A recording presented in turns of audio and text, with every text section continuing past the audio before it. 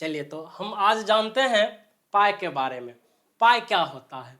तो जैसा कि लिखा हुआ है, पाई एक गणितीय नियतांक है। नियतांक मतलब इसका वैल्यू निश्चित होता है, पाई के वैल्यू में कोई परिवर्तन नहीं होगा।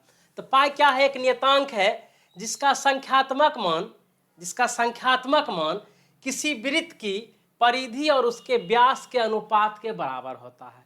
पाई का जो मान होता है किसी भी वृत्त के परिधि तथा उसके व्यास के अनुपात के बराबर होता है। एकदम रोचक तथ्य है ये। पाई क्या होता है? किसी भी वृत्त के परिधि तथा उसके व्यास के अनुपात के बराबर होता है। पाई का संख्यात्मक मान दिया हुआ है ना, 3.14159, और ये अपरिमेय संख्या होता है। जो लोग 10th पास किए होंगे तो उसमें एक कन्फ्यूजन आ जाता है हमेशा, किसके बारे में? पाई के बारे में। कि लिख देता है कि क्वेश्चन निम्न में कौन परिमेय संख्या है। तो परिमेय संख्या है तो लिख देगा 22/7 पाई।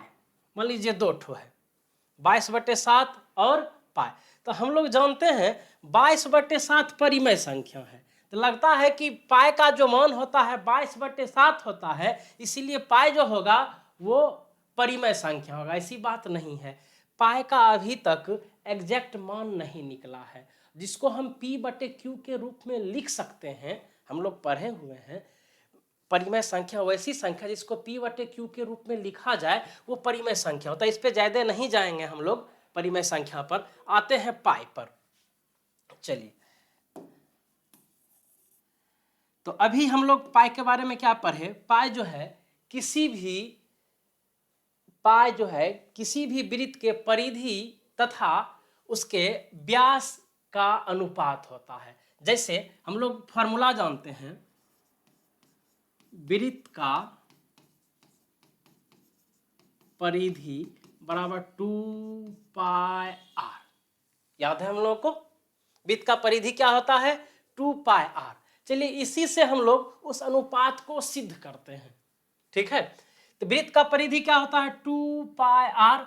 चलिए यहां पे लिखते हैं वृत्त का परिधि, पाई को छोड़ देते हैं और 2 × r। चलिए, या इसी पर वृत्त का परिधि बराबर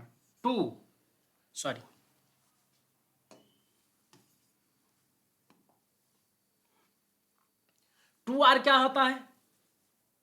व्यास d। तो इसको लिखते हैं पाई 2r। व्यास जो होता है 2r के बराबर होता है। वृत्त का व्यास होता है 2r। तो ये क्या हो गया? व्यास, जिसको d से सूचित करते हैं। इसको किससे सूचित करते हैं? व्यास को d से। चलिए ठीक है, अब अनुपात लाना है। अनुपात का मतलब इसको ट्रांसफर कर दीजिए। वृत्त का परिधि बटे व्यास अर्थात d बराबर पाई। और हम लोग पाई का संख्यात्मक मान क्या जानते हैं? वृत्त का परिधि बराबर 22/7/d। इसी को लिख सकते हैं वृत्त का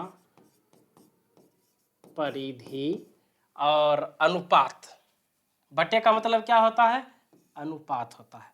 बटे का मतलब क्या होता है?